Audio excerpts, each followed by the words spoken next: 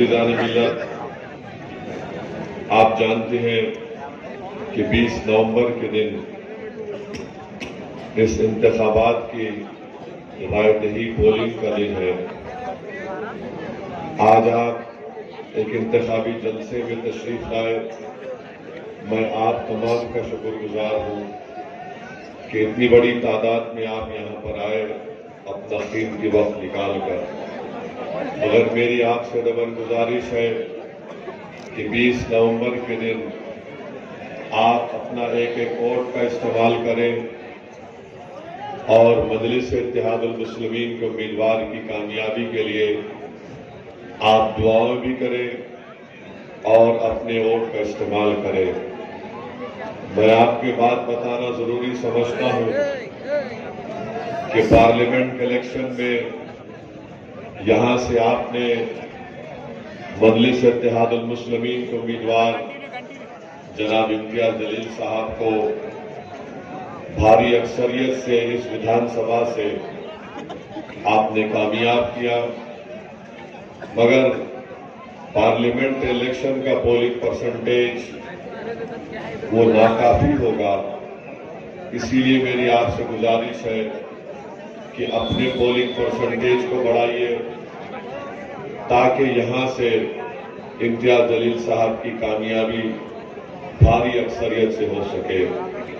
मेरे अजीज दोस्तों और बुजुर्गों, आप जानते हैं कि पिछले 2 मरतबा से यहां से बीजेपी का उम्मीदवार मुंतखब हुआ है और ये बात आप तमाम पर आया है कि बीजेपी के आमदार ने औरंगाबाद ईस्ट में पूरब में एक मंसूबाबंद तरीके से कोई विकास का काम नहीं करवाया। आप जानते हैं कि नारेगांव हो, मिसलवाड़ी हो, जिंसी हो, किराटपुरा हो, संजय नगर हो, बैजीपुरा हो, यहां पर मौजूदा विधायक ने आमदार ने कोई काम नहीं करवाया। इसलिए काम नहीं करवाया रोड ड्रेनेज का, पीने के पानी का, स्कूल का, क्योंकि वो जानता है कि यहां पर काम नहीं करवाना है।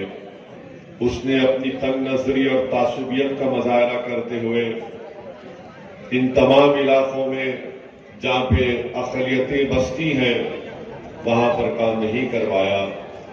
जो कुछ भी डेवलपमेंट, विकास के तरक्याती काम हुए वो मजलिस इत्तेहादुल मुस्लिमीन के कॉरपोरेटर्स ने करवाए या फिर मोहतरम इम्तियाज जलील साहब जब रुकने पार्लियामान थे तो उन्होंने अपने एमपी लैड स्कीम से इन तरक्याती काम को करवाया। तो मेरी आपसे गुजारिश है कि आप तमाम मिलकर अपने एक वोट का सही इस्तेमाल करिए ताकि औरंगाबाद ईस्ट में पूरब में इन तमाम इलाके जात में जहां पर बीजेपी ने अपनी तासुबियत और तंग नजरी की बुनियाद पर डेवलपमेंट के काम नहीं करवाए, मजलिस का रुकन असेंबली कामयाब होगा इंशाअल्लाह। तो न सिर्फ जिन इलाकों का मैंने जिक्र किया वहां पर भी काम होगा और जहां पर दलितों की आबादी है, जहां पर मराठाओं की आबादी है, जहां पर बैकवर्ड क्लास के हमारे भाई बहनों की आबादी है, इंशाअल्लाह वहां पर भी डेवलपमेंट काम करवाया जाएगा। आप ये भी जानते हैं कि इम्तियाज जलील साहब ने नारेगांव में स्मार्ट सिटी के अंदर यहां पर एक मॉडल स्कूल के क़याम की बुनियाद अमल में डाली और मुझे यकीन है कि इंशाअल्लाह ताला यहां के बसने वाले छोटे मुन्ने हमारे बच्चे और बच्चियां जब वो स्कूल तामीर होगा तो उससे अपनी तालीम को मुकम्मल कर सकेंगे। मेरे अजीज दोस्तों और बुजुर्गों, आप ये भी जानते हैं कि आज जो महाराष्ट्र में बरसर इख्तिदार जमात है, शिंदे आए औरंगाबाद को, मोदी आए औरंगाबाद को, मगर इन्होंने कभी भी यहां पर आकर औरंगाबाद के विकास के बारे में कोई बात नहीं की। नारेगांव में आप जानते हैं कि बिजली की सप्लाई बहुत ही नाक़िस किस्म की आपको दी जाती है और बिजली नहीं मिलने की बुनियाद पर हमारे बच्चे अपनी तालीम को जारी नहीं रख सकते, लोग अपना कारोबार नहीं कर सकते। आप अंदाजा लगाइए कि अगर यहां पर बिजली नहीं मिल रही है तो इसका जिम्मेदार बीजेपी है, मुख्यमंत्री शिंदे है और यहां का आमदार अतुल सावे है। तो मेरी आपसे गुजारिश है कि इन तमाम तरक्याती काम के लिए आपको 20 नवंबर के दिन अपने रिकॉर्ड का सही इस्तेमाल करना पड़ेगा।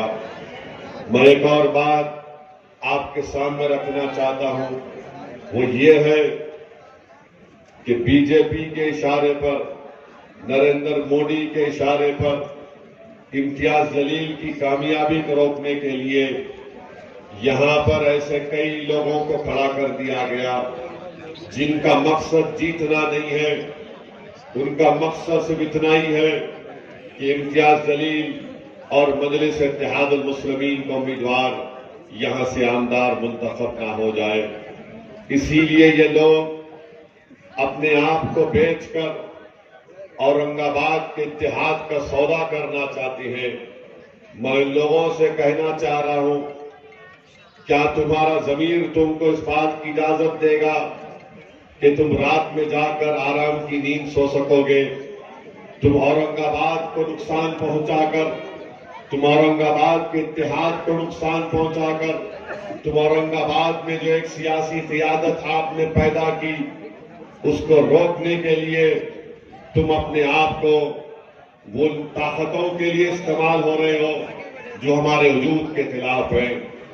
आज मैं आपको बता रहा हूं, ये जितने आजाद उम्मीदवार या फिर जो समाजवादी पार्टी से उम्मीदवार खड़े हैं, ये तमाम के तमाम उन दुश्मनों से मिले हुए हैं जिनका राज ताल्लुक उस शख्स से है जिसने हमारे नबी करीम सल्लल्लाहु अलैहि वसल्लम के शान में गुस्ताखी करने की कोशिश की।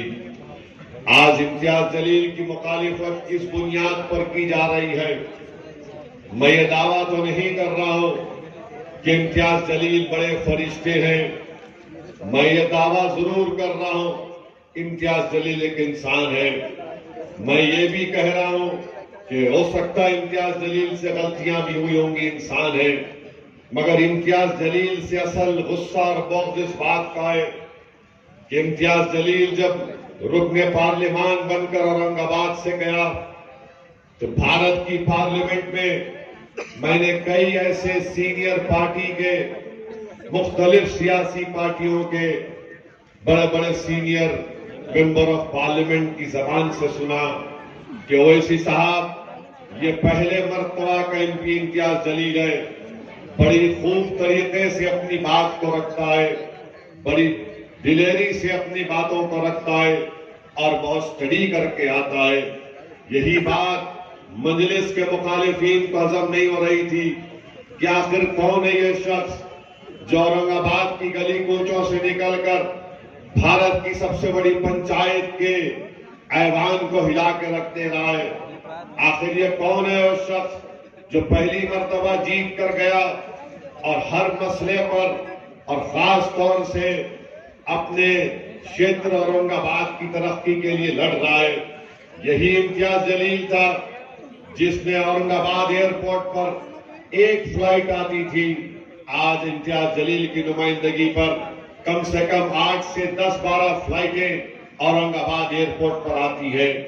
इन लोगों को ये परेशानी लागत हो गई कि हमने एक एमपी को जीतते हुए देख लिया, मगर कोविड का जमाना आया तो इम्तियाज जलील हाई कोर्ट को जाकर हाई कोर्ट के सामने खुद खड़े होकर ये कहा कि औरंगाबाद के अस्पतालों में कई डॉक्टर और कंपाउंडर की वैकेंसियां हैं, उसको पूर्ण किया जाए। इम्तियाज जलील के ही नुमाइंदगी पर कोर्ट में लड़ने पर कोर्ट ने ऑर्डर दिया तो मुखालिफिन मजलिस को ये बात पसंद नहीं आई कि शख्स हाई कोर्ट में भी जाकर लड़ रहा है। फिर गरीबों के घर का मसला आया तो इम्तियाज जलील पार्लियामेंट की अर्बन डेवलपमेंट स्टैंडिंग कमेटी के मेंबर थे। इम्तियाज जलील ने पार्लियामेंट में कई मर्तबा पीएमएवाई के तहत औरंगाबाद के गरीबों के घर के लिए उस स्कीम में औरंगाबाद की जनता के लिए लड़ता रहा। इनको ये बात पसंद नहीं आई। यहां पर पीने के पानी के लिए इम्तियाज जलील लड़ते रहे, इनको पसंद नहीं आया। इनको ये बात भी पसंद नहीं आई कि ये कौन शख्स है जो 20 साल के बाद महाराष्ट्र में एक मुस्लिम अकलियत का एमपी जीत कर आया है और ये तमाम काम बड़ी बेबाकी से और बखूबी अंजाम दे रहा है। फिर आपने देख लिया कि जब पार्लियामेंट का इलेक्शन आया तो तमाम ताकतें एक हो गई, चाहे वो नाम निहाद सेक्युलर हो या आरएसएस हो या शिवसेना हो, सबने मिलकर इम्तियाज जलील की कामयाबी को रोकने के लिए एक हो गए। महाराष्ट्र में 48 लोकसभा की सीटें एक ही मुसलमान लड़ रहा था अक़लियतों की तरफ से। सबने मिलकर इम्तियाज जलील को हराने के लिए कोशिश में लग गए और नतीजा आपने देख लिया कि इम्तियाज जलील की कामयाबी को रोक दिया गया। मेरे अजीज दोस्तों और बुजुर्गों, महाराष्ट्र के गरीबों ने अपनी एक आवाज को खोया, महाराष्ट्र के दलितों ने अपने एक हमदर्द को खोया, महाराष्ट्र के मराठाओं ने उनकी एक आवाज को खोया, महाराष्ट्र के धनगर समाज ने जो उनके लिए लड़ रहा था पार्लियामेंट में, जिसने अहल्याबाई होलकर का जिक्र किया, वो एक अपनी आवाज से महरूम होकर रख गए। औरंगाबाद की आवाम ने अपने बेबाक आवाज को पार्लियामेंट में खो दिया। मगर सबसे ज्यादा नुकसान न सिर्फ औरंगाबाद महाराष्ट्र के अल्पसंख्यक समाज और इन तमाम समाजों को हुआ, बल्कि हिंदुस्तान के भारत के वो तमाम अक़लियतों को जो ये देख रहे थे कि 2019 से 2024 में मजलिस-ए-इत्तेहादुल मुस्लिमीन के 2 एमपी मिलकर पार्लियामेंट के दरो दीवार को हिला रहे। आज उत्तर प्रदेश को चले जाइए, बिहार को चले जाइए, कर्नाटका चले जाइए, आप राजस्थान को चले जाइए, सब लोग तकलीफ का इजहार करते हैं कि असदुद्दीन ओवैसी फिर से अकेला हो गया भारत की लोकसभा में।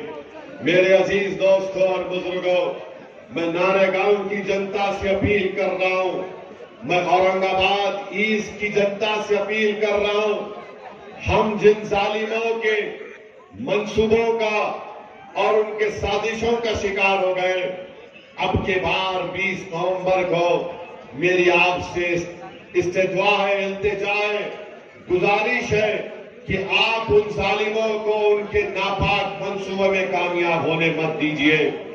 एक हो जाइए, मुत्तहिदा तौर पर अपने के कोर्ट का इस्तेमाल करिए ताकि महाराष्ट्र की विधानसभा में आपकी बेबाक आवाज जाए। मेरे अजीज दोस्तों और बुजुर्गों, पार्लियामेंट के इलेक्शन में जो नतीजा आया, मैं इम्तियाज जलील के बारे में कहता था कि इम्तियाज जलील मेरा बाजू था, आज मैं अपने बाजू से महरूम हो गया हिंदुस्तान की पार्लियामेंट में। मगर मेरे नारेगांव के इज्जतदार मां और बहनों, बुजुर्गों, उलमा और मशाइखीन, गयूर नौजवानों, मैं तो अपने बाजू से महरूम हो गया, मगर खुदा के लिए तुम अपने बाजू से महरूम मत हो जाओ। तुम्हारी एक आवाज है इम्तियाज जलील, जो मुझे यकीन है कि महाराष्ट्र के विधानसभा में न सिर्फ औरंगाबाद सेंट्रल बल्कि पूरी गरीब जनता के लिए इम्तियाज जलील उनकी नुमाइंदगी करेगा। ये जो लोग खड़े हैं, इनका मकसद सिर्फ बीजेपी को जिताना है। ये बीजेपी से मिठाई खा चुके हैं, ये बीजेपी के गुलाब जामुन खा रहे हैं, ये बीजेपी की दी हुई वेजिटेरियन नान खलाई खा रहे हैं और इनका मकसद एक ही है, इनका मकसद एक ही है, जीतना इनका मकसद नहीं है। इनका मकसद यह है कि मोदी जीत जाए और आप और हम हार जाए। फैसला आपको करना है। आप जीतेंगे या फिर बीजेपी और आरएसएस जीतेगी, या इम्तियाज जीतेगा या मोदी जीतेगा, ये नारेगांव और औरंगाबाद ईस्ट के अवाम को फैसला करना है। मेरा विजदान मुझसे पुकार पुकार कर कह रहा है कि इंशाअल्लाह ताला यहां से हक की कामयाबी होगी, बातिल की शिकस्त होगी। मेरा विजदान मुझसे पुकार पुकार कर कह रहा है कि वो गयूर सरजमीन है औरंगाबाद ईस्ट की, जो किसी से नहीं डरने वालों की सरजमीन है। यहां पर इम्तियाज कामयाब होगा इंशाअल्लाह ताला। और ये जो मीर जाफर मीर सादिक की औलाद है, इनको बदतरीन शिकस्त आप और हम मिलकर देंगे इंशाअल्लाह ताला। हम मजलिस को कामयाब करेंगे ताकि औरंगाबाद ईस्ट की जनता का फायदा हो सके। अरे यहाँ का एमएलए नाकारा आमदार है जो इन तमाम इलाके जात में काम नहीं करवा सका, इसको फिक्र ही नहीं है। तो मेरी आपसे गुजारिश है कि आप मुत्तहदा तौर पर अपने वोट का इस्तेमाल करिए। मैं कलाम में तकरार का आदी नहीं हूं, मगर जो लोग आज मजलिस की मुखालिफत में गुफ्तगू कर रहे हैं, रिकेक हमले कर रहे हैं और पर्सनल अटैक कर रहे हैं, मैं उनसे इतना ही कहना चाह रहा हूं, याद करो 2014 को, याद करो 2014 को, जब तुम राष्ट्रवादी कांग्रेस पे थे और तुमने अपने साथ राष्ट्रवादी कांग्रेस के एक बहुत बड़े मुस्लिम नेता के साथ दिल्ली में मेरे घर पर वक्त लेकर मिलने को आए थे। मैं तुमको जानता भी नहीं था, तुम मेरे घर को आए और उसमें एक शख्स थे जिनका नाम वो आले रसूल सादात थे, वो मेरे घर में आए, इसरार कर रहे थे। मैंने कहा ये बात करेंगे, तो मुझसे आकर घर में बैठकर मैंने उनकी, जो मुझसे हो सकता था, मैंने उनकी खातर तवाज़ो की। उसके बाद जो एक साहब थे राष्ट्रवादी कांग्रेस के, उन्होंने 2014 में मुझसे कहा था, असदुद्दीन ओवैसी साहब, हम अपने साहिब के पास से आपको पैगाम लेकर आए हैं कि आप इलेक्शन मत लड़िए महाराष्ट्र का, आपको जो चाहिए हम आपको मुहैया कर देंगे। मुझे अच्छी तरह वो अल्फाज याद है, मैंने कहा कि आप मेरे घर में मेहमान हैं, आप आले रसूल हैं, मैं आपकी बड़ी इज्जत करता हूं, मगर खुदा के लिए मेरे घर में बैठकर आप मेरा सौदा नहीं कर सकते। आप गलत घर को आए हैं। ये वो घर है जिसमें हम पैदा हुए, जिस घर के रिवाज ये है कि हम अपने आप को मिटा देंगे, खत्म कर देंगे, मगर कौम के नाम पर सौदा करने वाले का नाम असदुद्दीन ओवैसी नहीं है। मैंने उस शख्स से कहा कि तुम आले रसूल हो, मैं तुम्हारी बहुत इज्जत करता हूं, क्योंकि मैंने हदीस शरीफ में पढ़ा कि रसूल अल्लाह सल्लल्लाहु अलैहि वसल्लम ने फरमाया कि मेरी आल कश्ती नूह की तरह है, जो उसमें सवार हो गया वो बच गया। मैं अहले बैत की बड़ी इज्जत करता हूं। मैं तो इस कौल को जानता हूं इमाम जाफर सादिक रज़ी अल्लाह तआला अन्हु के, कि इमाम जाफर सादिक ने कहा था कि अल्लाह ने जब कुरान में फरमाया वातसिमू बिहब्लिल्लाह जमीअन वला तफर्रकू, कि अल्लाह की रस्सी को मजबूती से थाम लो और मुंतशिर मत हो जाओ, तो इमाम जाफर सादिक ने कहा कि जो कुरान में फरमाया गया अहले बैत है, कि अहले बैत को पकड़ लो। मैं उनसे कहा कि आप इस तरह की बात मत करिए, आप बराए मेहरबानी अगर और कुछ गुफ्तगू करना चाहते तो मुझसे बात करिए। वो उठ गए और चले गए। उसके बाद वो शख्स इतना मुतासिर हुआ, बोला मैं औरंगाबाद का हूं, मैं मजलिस में आना चाहता हूं। मैंने कहा याद रखो, मजलिस में जब आ रहे हो तो तुम इस तरह की बात दोबारा मेरे सामने नहीं करना। और आज आप मजलिस इत्तेहादुल मुस्लिमीन और इम्तियाज जलील पर एक हमले करते हैं। कौन सी जबान में तुम बात कर रहे हो?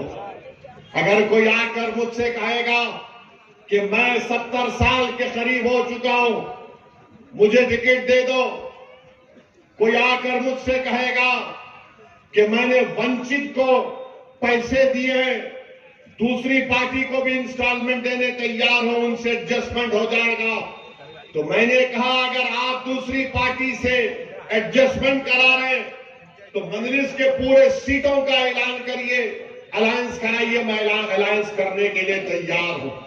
सिर्फ एक सीट पर क्यों? अगर अलायंस होगा तो सब सीटों पर होगा। तो बोले नहीं, खाली मेरी सीट की मेरी को फिक्र है। आप बताओ, जो शख्स सिर्फ अपनी जात के लिए मर मिट रहा है, तो क्या सलाउद्दीन ओवैसी जात का साथ देगा या इन लाखों करोड़ औरंगाबाद के दिलों में बसने वाली मोहब्बत, धड़कने वाले दिल का साथ देगा? बताओ। मैं ये बोलना नहीं चाहता था, अगर कल वो शख्स इनकार करेगा, निकाल के रख दूंगा आवाम के सामने पूरी बातें तुम्हारी एक एक।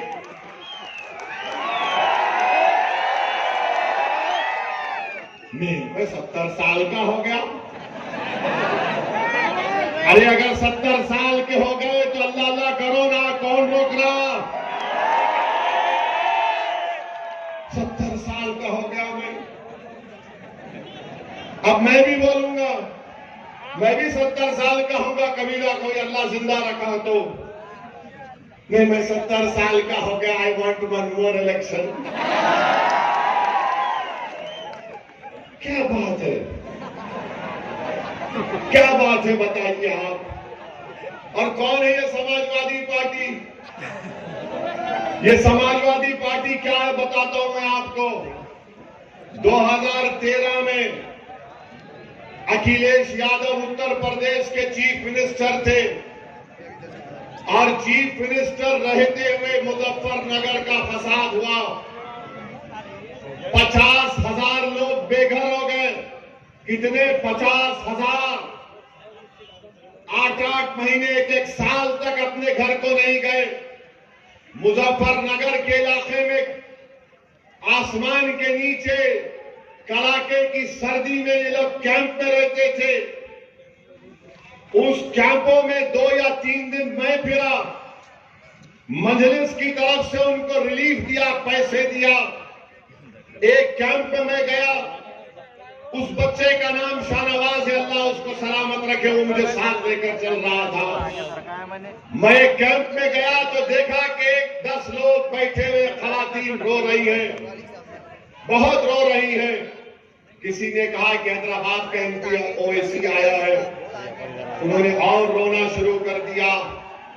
मैंने पूछा, मैं जानता हूं कि कैंप में है, इनका घर बार लुट गया, इनके लोगों को मार दिया गया, इनकी तकलीफ क्या है?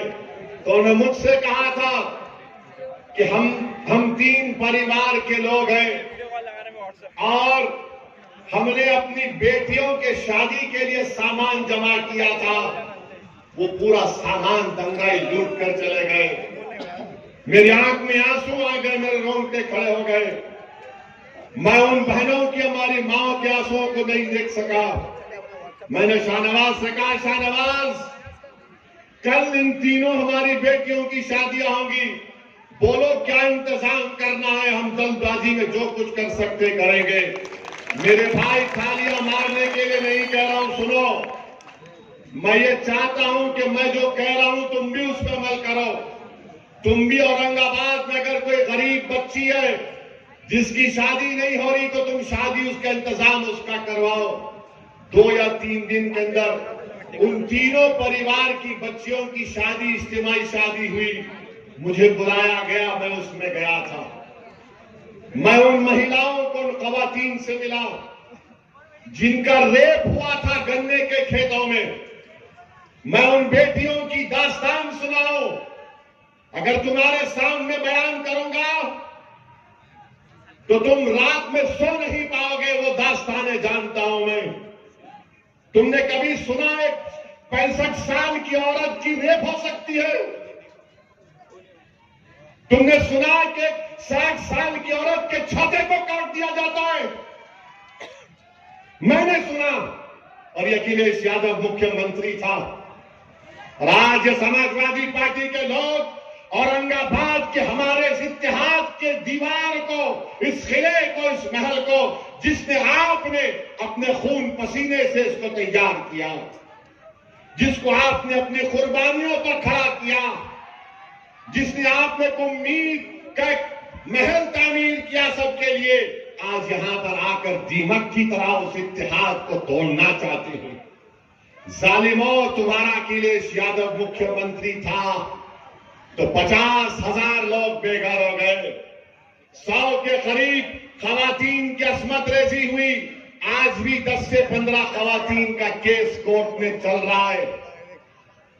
और अगर जुल्म जो खवातीन पर हुआ तो इंटरनेट पर जाकर एक बहादुर जर्नलिस्ट है, मैं उसका सलाम करता हूं, उसका नाम नेहा दीक्षित है, आउटलुक में स्टोरी है, एमनेस्टी इंटरनेशनल की रिपोर्ट में उसका जिक्र है, पढ़ो उस रिपोर्ट को। आज समाजवादी का अखिलेश हमारी तारीखी सरजमीन पर आकर हमारे इतिहास को तोड़ना चाहता है। ये आपको फैसला करना है मेरे अजीज दोस्तों और बुजुर्गों। 6 महीने तक 50,000 लोग कपड़ों के टेंटों में मैदानों में थे, कपड़ों के टेंटों में मैं देख चुका हूं। और वो अखिलेश यादव सैफाई एक जगह है, वहां पर बंबई से फिल्म स्टारों को बुलाकर अपने परिवार के साथ उनके नाच गाना को देखता था। मेरे भाई, ये लोग औरंगाबाद को क्यों आ रहे हैं? इसीलिए आ रहे हैं कि इनको पूरे महाराष्ट्र में, पूरे कर्नाटका में, भारत में, तेलंगाना के बाद अगर कहीं पर आपकी ताकत नजर आती है, कहीं पर तुम्हारा रोब और दबदबा नजर आता है, कहीं पर तुम्हारा सियासी शऊर नजर आता है, कहीं पर तुम्हारी मोहब्बतें नजर आती हैं, ये तमाम जालिम ताकतें, ये तमाम नफरत करने वाले आ रहे हैं कि मोहब्बत के ऊपर जो तामीर आपने किला किया, जिसके इतिहास की मिसाल सिर्फ महाराष्ट्र नहीं दुनिया देता है। हिंदुस्तान की पार्लियामेंट में जब इम्तियाज जलील मेरे साथ थे तो बीजेपी और कांग्रेस के एमपी बोलते थे कि इन लोगों ने औरंगाबाद को अपना दूसरा किला बनाया है, आज उस किले को कमजोर करना चाहते हैं। तो मेरे अजीज दोस्तों और बुजुर्गों, ये आपको फैसला करना है, क्योंकि इस चिराग को जो आपने जलाया है ना, तुम नहीं जानते इस चिराग की रोशनी से कितने लोग हसद करते हैं। ये चिराग जो तुमने जलाया है, मेरी इज्जतदार मां और बहनों, मेरे गैयूर नौजवानों, मेरे बुजुर्गों, मेरे उलमाओं, ये चिराग जो तुमने जलाया है, इसमें तेल नहीं है, तुम्हारा खून पसीना है, याद रखो। ये तुम्हारा खून पसीने से चिराग जो तुमने इत्तेहाद का जलाया, जिसकी रोशनी पूरे महाराष्ट्र से बाहर जा चुकी है, सारी दुनिया तुम्हारे इत्तेहाद और सियासी शऊर की मिसालें देती है। इसीलिए हसद करने वालों को ये चीज पसंद नहीं आ रही है। इसलिए तमाम मीर जाफर, मीर सादिक, तमाम यजीद के एजेंट और तमाम इबलीस के चाहने वाले जमा हो गए कि इम्तियाज नहीं जीतना, और मिठाई और गुलाब जामुन जा रही है। ठीक है नौजवानों, खूब दबा के खाओ मिठाई गुलाब जामुन, रोकना नहीं अपने आप को। मिठाई उनकी खाना और डकार मजलिस इत्तेहाद मुस्लिमीन के नाम पर लेना, गुलाब जामुन उनका खाना, मगर 20 को बटन दबेगा पतंग पर। ये लोग ये समझ रहे हैं कि पैसों से कुछ कर लेंगे। अरे जालिमों, मैं पूरे भारत में फिरता हूं, मगर ये ऐसी जगह है जहां पर हैदराबाद से लोग आते और बोलते साहब हम बरसों से औरंगाबाद आ रहे, हमारा कुछ भी नहीं होता यहां पर, हम सेफ तरीके से जाते। अच्छा, इसकी मिसाल समझाने के लिए बोल रहा हूं। झारखंड में एक एक्टर है मिथुन चक्रवर्ती, उन्होंने कुछ अनाप शनाप बक दिए, वो काट के करेंगे क्या की करेंगे, वो खाली काटना जानते हैं लोग। उन्होंने झारखंड में बीजेपी के जलसे में गए, क्या हुआ मालूम? पॉकेट मार दिया उसकी, उसकी पॉकेट मार दिए। अब उन्हें किसको काटता कि नहीं मालूम। कुदरत का निजाम, उन्हें बोला काटता तो बीजेपी के ही मीटिंग में उसकी पॉकेट काट दी। है इंटरनेट पे है, देखो आप, हजरत गूगल पे मार के देखो, उसकी पॉकेट मार दी। ये क्या पॉकेट मेरा पूरे बीजेपी के जलसों में आता है? ये झारखंड का बोल रहे, यहां का नहीं बोल रहे। पेपर में आया। तो मेरे भाई, आपके इस इत्तेहाद को मजबूत रखिए। अभी ये शिंदे बोल रहे, बात करें कि अमित शाह बोल रहे हम लाडली बहना ऐसा चीर के बोल रहे। हम 1500 रुपया अकाउंट में डाले, 1500 रुपया आए, इनके घर से नहीं आए, तुम्हारा पैसा रखो। 1500 रुपया आ रहे, ठीक है ना। अब बताओ, शिंदे अमित शाह औरंगाबाद में मैं मार्केट को भिजा के मंगाया, अभी 10 मिनट बाकी है।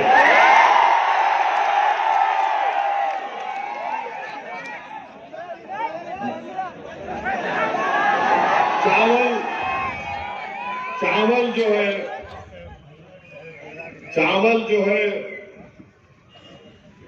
30 रुपए था जब मोदी प्रधानमंत्री बने औरंगाबाद में, अब जो है 72 रुपीस हो गया।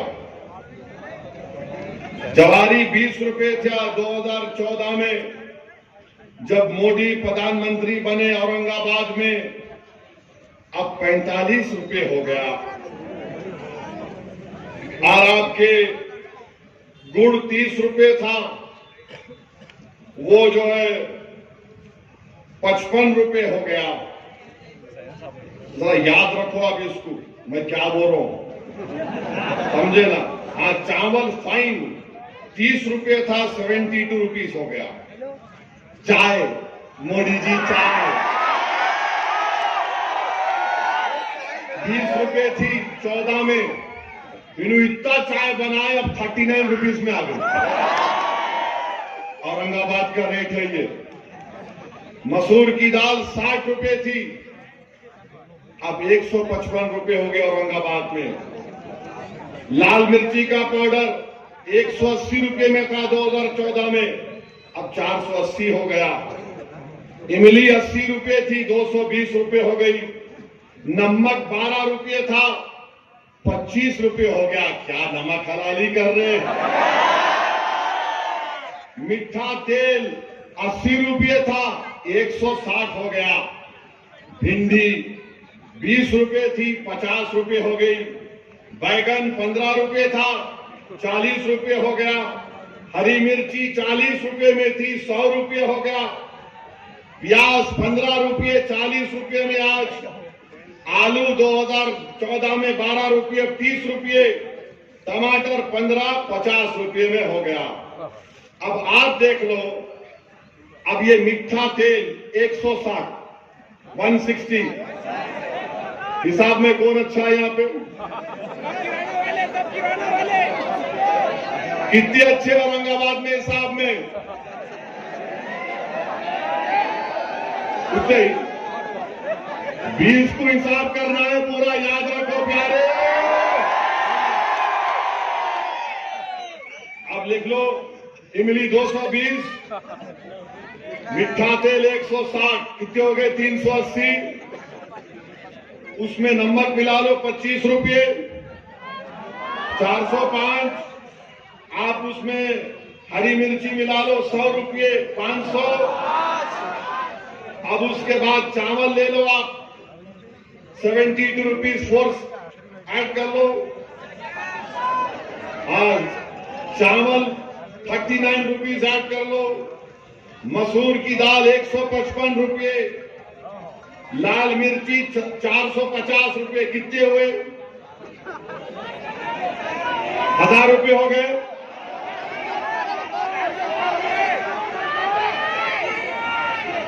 नौ सौ 21, 1221। अब हमारी मां और बहनों का फेवरेट आइटम एलपीजी सिलेंडर। वो एलपीजी सिलेंडर जो है, मोदी जी इतना गैस छोड़े 10 साल में, माने लाइटर वेल में दिल पे नहीं लेना, 450 रुपये से 900 से 1000 रुपये में हो गया था। अब 1500 में क्या बोल रहे शिंदे, अमित शाह, लाडली बहन 1500 रुपये दे के 2000 तुम्हारे से निकाल ले रहे। समझे आप? इसको बोलते गुजरात मॉडल। 1500 रुपये अकाउंट में 2000 रुपये निकाल लो, अपने बड़ा खुश, 1500 आए। अब उसको नहीं मालूम, जाके मार्केट में गए तो हैदराबाद में बोलते इसके मुंह में मट्ठी पड़ो, 1500 लेके 2000 निकाल दिया। तो हमारे महाराष्ट्र की जनता से अपील कर रहे, हमारी मां और बहनों से अपील कर रहे, 1500 आए रख लो, मगर सबसे ज्यादा महंगाई इन्फ्लेशन पूरे भारत में महाराष्ट्र में। और महाराष्ट्र के महिलाओं को सेफ्टी होना, आपको मालूम महाराष्ट्र में 2022 में 2904 खवातीन महिलाओं का रेप हुआ। आपको मालूम महाराष्ट्र में 2022 में 12260 महिलाओं का किडनैपिंग हुई। महाराष्ट्र में 2022 में महिलाओं पर हमले 5209 हुए। अरे अमित शाह, शिंदे, फडणवीस, तुमको क्या हो गया? रेप हो रहा है महिलाओं का, किडनैपिंग हो रही है, असॉल्ट हो रहा है, और तुम बोले 1500 दिए, 1500 दिए। क्या कर रहे तुम? महिलाओं की सेफ्टी महाराष्ट्र में आज नहीं है। आए दिन महिलाओं का किडनैप हो जाता है, महिलाओं पर असॉल्ट होता है, सेक्सुअल वायलेंस होता है, मगर ये बीजेपी, ये अमित शाह, ये फडणवीस बोल रहे हम 1500 दिए, 1500 दिए। अरे तुम तो मोदी बोले थे ना 15 लाख आएंगे, वो 15 लाख की जगह 1500 आ गए। तो बहरहाल मेरे अजीज दोस्तों और बुजुर्गों, मैं आपसे अपील कर रहा हूं कि 20 तारीख के दिन एक एक वोट डालकर इम्तियाज जलील को आप अपना आमदार बनाइए। और ये जो यहां का आमदार है, क्या नाम है? साबिर। अरे भाई साहब, जरांगे पाटिल के ऊपर जब पुलिस लाठीचार्ज हुआ, तुम उस वक्त गार्डियन मंत्री थे, तुम नहीं गए जरांगे पाटिल के पास? क्यों नहीं गए जरांगे पाटिल के पास? क्यों नहीं गए तुम जरांगे पाटिल के पास? साबिर,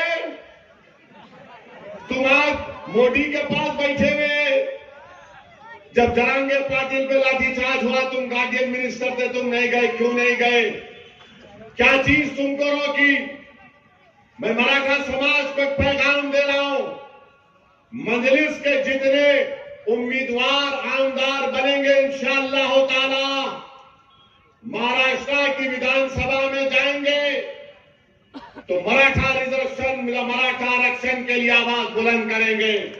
मैं मराठा समाज को पैगाम दे रहा हूं, हम आपके लिए लड़ेंगे, आपको आरक्षण मिलना चाहिए। मगर क्या मोदी देंगे, क्या फडणवीस देंगे, ये इनको सोचना है। और शिंदे साहब को मैं बोलना चाह रहा हूं, शिंदे को मालूम हो गया कि मैं अब मुख्यमंत्री नहीं बनने वाला हूं। फडणवीस को भी मालूम हो गया कि मैं नहीं बनने वाला हूं, इसीलिए फडणवीस औरंगाबाद आके दूल्हे भाई का नाम लिया, असदुद्दीन, असदुद्दीन, असदुद्दीन। अरे फडणवीस, तुम जरांगे पाटिल का नाम लेते, मगर नहीं लिए, मेरा नाम लिए। अरे तुम नाम बदल दिए, मगर जिस जगह का तुम नाम बदले उसी जगह पर 2024 में 256 महीने में जून तक किसान खुदकशी कर लिए। मेरे भाई, गांव में, देही इलाकों में बच्चों की शादियां नहीं हो रही, बेटियां नहीं, बेटों की शादी नहीं हो रही है। ये हाल महाराष्ट्र में शिंदे, फडणवीस, मोदी ने बनाकर रख दिया। अब हिंदू मुस्लिम कर रहे हैं, हिंदू मुस्लिम करो, हिंदू मुस्लिम करके बांटो, तोड़ो। मेरी आपसे अपील है कि आप इनके मंसूबों में उनको कामयाब होने मत दीजिए। ये जो पीछे से वार करना चाहते हैं, इनको पहचानिए। ये जो लोग खड़े हुए हैं, ये सिर्फ हराने के लिए खड़े हैं। 20 तारीख के दिन मेरी आपसे अपील है कि एक एक वोट को इस्तेमाल करिए। आप बटन के निशान पर बटन दबाइए, उम्मीद की बुनियाद पर बटन दबाइए। पार्लियामेंट इलेक्शन में हमको धोखा दिया गया, हमको मक्कारी की गई और हमारे इम्तियाज जलील को कामयाबी से रोक दिया गया।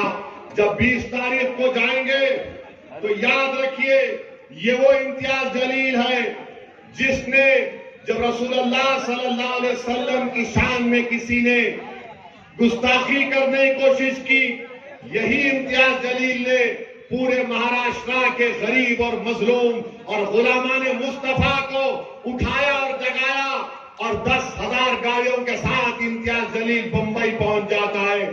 इसीलिए आज इम्तियाज जलील के खिलाफ सब आवाज उठा रहे हैं। मैं आज भी कह रहा हूं, याद रखो, जो लोग इम्तियाज जलील के खिलाफ वोट नहीं देने की बात कर रहे हैं, अरे तुम किसका नुकसान पहुंचाना चाह रहे हो देख लो। मगर मुझे यकीन है यहाँ की आवाम पर, यहाँ की मां और बहनों पर, गयूर नौजवानों पर कि 20 तारीख को औरंगाबाद के फिजाओं में क्या नजर आएगा। 20 तारीख को औरंगाबाद के गली कूचों में क्या नजर आएगा। हर घर से क्या आवाज आएगी, हर दिल क्या पुकारेगा, हर दुआ में क्या होगा। तो मेरे अजीज दोस्तों और बुजुर्गों, मेरे भाई इम्तियाज जलील को कामयाब करिए। आपको एक अच्छे आमदार की जरूरत है जो आपकी खिदमत कर सके। ऐसे लोगों को कामयाब होने मत दीजिए जिसने 10 साल से कुछ काम नहीं करवाया। तो मेरे साथ नारा लगाइए, नारे तकबीर, पतंग को, पतंग को, पतंग को, और मेरे साथ एक्शन करिए। कैसा कर दिया अपना एक्शन। सलाम अलैकुम।